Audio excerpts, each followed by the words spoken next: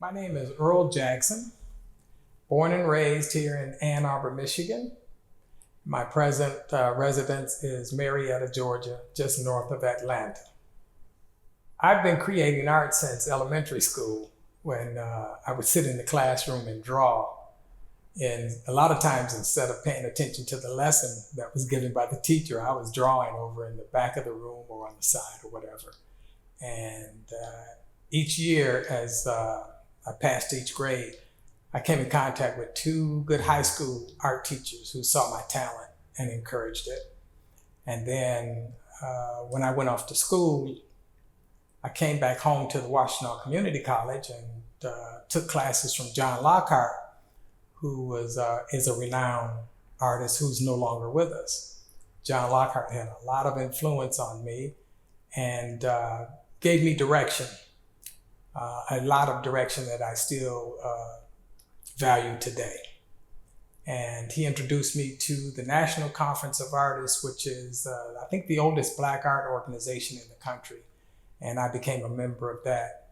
And that was such an educational part of my development. And so I still paint based on John's philosophy and teachings. And met a lot of teachers and artists through the National Conference of Artists. This piece is something that I started back in the 70s when I was doing the Ann Arbor Street Fair. And my sister had married someone from Kenya. They met at Michigan State and they moved back to Kenya. And before I'd gone to Kenya, I was romanticizing about the African continent. And one day I came up with this idea about Africans in the sky pouring down rainbows. And I'll do a few a year and then I may stop and take a break from it and then come back. And this is a donation to the museum for a fundraiser. And I was pondering what image I would do for the museum. And I thought of a rainbow maker. In the past, I used to do them, they were small. When my eyesight was much better, I did 5x7s. This is a 22x28 because my eyesight would no longer allow me to do such miniature pieces. And so this piece is Rainbow Maker and it's called Umoja, unity, one of the Kwanzaa principles. I had been painting previously before this with very bright, vivid colors. And on this one, I just decided to lighten the tones a bit, the clouds. I had moved from all white clouds when I first started to in between this one and the very first that I did, I was using some very vivid colors for the clouds. And on this one, I decided to lighten up a bit.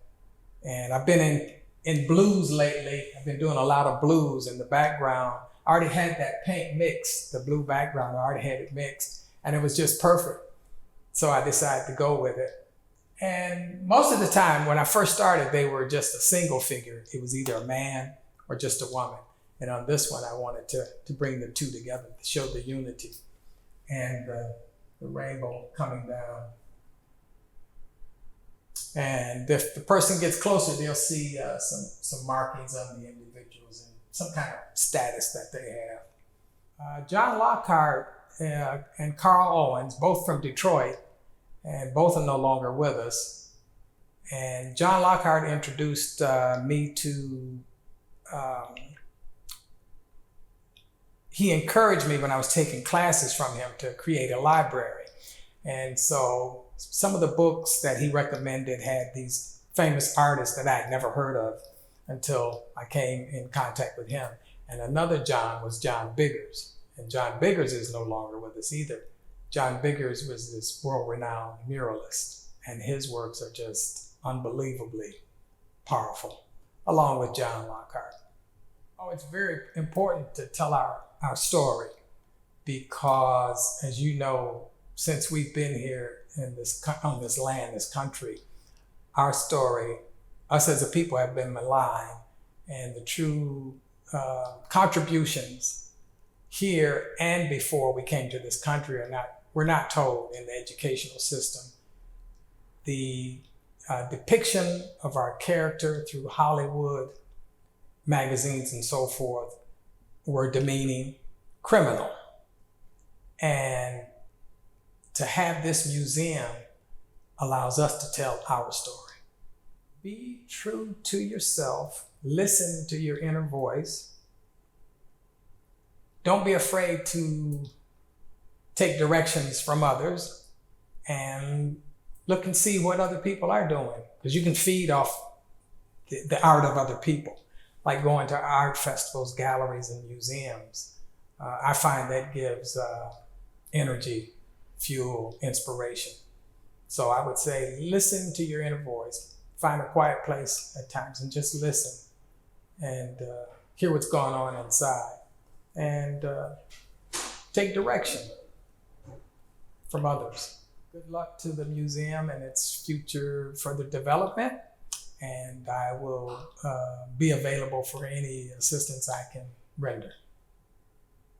This piece is a gift from me to the museum for a fundraiser. Truthfully, because I hadn't been in Marietta, I hadn't been able to do much for the museum as a founder. And so with COVID, I'm at home mostly all the time now, plus I'm retired. And I was thinking, how could I contribute to the museum other than giving money? And I had thought about the first fundraiser we had that was based around art. I think it was called Patches, Palettes, and Paint, something of that nature. And I thought of that. And so I thought I could do a piece for the museum to auction off or fundraise through raffle or whatever. And I felt that would be a good way for me to contribute to the museum as a founder. And it is good to see the museum in a building, because when we first started, like most institutions, it's in someone's basement, living room, or in a church or something of that nature. So this is wonderful to see the growth. It's important for the community, not only for the county as a whole, but for the state, and to tell our story about our history and our contributions, not only to this county and the state and the country, but to the world.